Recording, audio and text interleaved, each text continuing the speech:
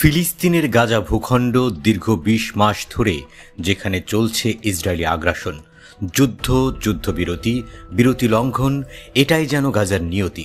এখন গাজাকে নিয়ে চলছে ইসরায়েল আমেরিকার পরিকল্পনা। কি হতে যাচ্ছে তাদের ভাগ্যে জানে না গাজার মানুষরাই। তাদেরকে বাদ দিয়েই করা হচ্ছে তাদের নিয়ে পরিকল্পনা। ফিলিস্তিন গাজা হবে মার্কিন প্রেসিডেন্টের মনের মতো কোনো স্থান। ডোনাল্ড ট্রাম্প কখনো গাজাকে বানাতে চান বিলাসবহুল রিসোর্ট, সরিয়ে দিতে চান গাজার গরিব মানুষদেরকে, পাঠিয়ে দিতে চান অন্য কোনোখানে। অনেক দেশকে প্রস্তাবও দিয়েছেন বলে শোনা যায়।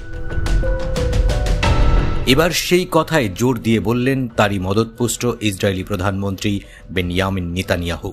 আল মায়াদিনের প্রতিবেদন বলছে, বুধবার এক সংবাদ সম্মেলনে নেতানিয়াহু বলেন, গাজায় যুদ্ধ শেষ করতে হলে যুক্তরাষ্ট্রের প্রেসিডেন্ট ডোনাল্ড ট্রাম্পের প্রস্তাবিত গাজা পুনর্বাসন পরিকল্পনা বাস্তবায়ন করতে হবে।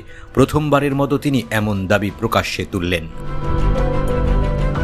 আল কুদসে নিজের দপ্তরে আয়োজিত সংবাদ সম্মেলনে নেতানিয়াহু বলেন, এই পরিকল্পনাটি অসাধারণ, বিপ্লব ঘটানোর মতো। এটি পুরো মধ্যপ্রাচ্যের চেহারা বদলে দিতে পারে। নেতানিয়াহু আরও জানান, গাজায় ইসরায়েলি বাহিনীর সব শেষ অভিযান অপারেশন গিডিয়নস চ্যারিটস মূলত গাজা উপত্যকাকে পুরোপুরি দখল ও নিয়ন্ত্রণের উদ্দেশ্যেই পরিচালিত হচ্ছে। তার ভাষ্যমতে এই যুদ্ধের মূল লক্ষ্য হামাসকে সম্পূর্ণ পরাজিত করা, সব বন্দীদের মুক্ত করে আনা এবং গাজা যেন ভবিষ্যতে আর কখনো ইসরায়েলের জন্য হুমকি না হয়ে ওঠে তা নিশ্চিত করা। এদিকে গত ২রা মার্চ থেকে গাজায় চলমান অবরোধে অঞ্চলটি ভয়াবহ দুর্ভিক্ষের কবলে পড়েছে। আন্তর্জাতিক মানবাধিকার সংগঠনগুলো বলছে, ইসরায়েল ত্রাণকে অস্ত্র হিসেবে ব্যবহার করছে। এর চরম নিন্দাও জানিয়েছে তারা। এমন অবস্থায় নেতানিয়াহু জানান, কিছু শর্তের বিনিময়ে তিনি যুদ্ধ থামাতে রাজি। শর্তগুলো হলো সব ইসরায়েলি বন্দীর মুক্তি, হামাসের আত্মসমর্পণ, হামাস নেতৃত্বের নির্বাসন এবং ট্রাম্পের বিতর্কিত গাজা পুনর্বাসন পরিকল্পনার পূর্ণ বাস্তবায়ন। তিনি আরও বলেন, এই পরিকল্পনা ছাড়া ইসরায়েলের দীর্ঘমেয়াদী নিরাপত্তা নিশ্চিত করা যাবে না। তিনি সীমিত সময়ের জন্য যুদ্ধবিরতির সম্ভাবনাও উড়িয়ে দেন, যদি তাতে বন্দী মুক্তি সম্ভব হয়। তবে স্পষ্ট করে বলেন, এই বিরতি হবে স্বল্পমেয়াদী, যুদ্ধ কিন্তু চলবেই। আমরা গাজার জন্য এক ভিন্ন ভবিষ্যতের দিকে এগোচ্ছি। সংবাদ সম্মেলনে নেতানিয়াহু কাতার গেট কেলেঙ্কারি নিয়েও কথা বলেন।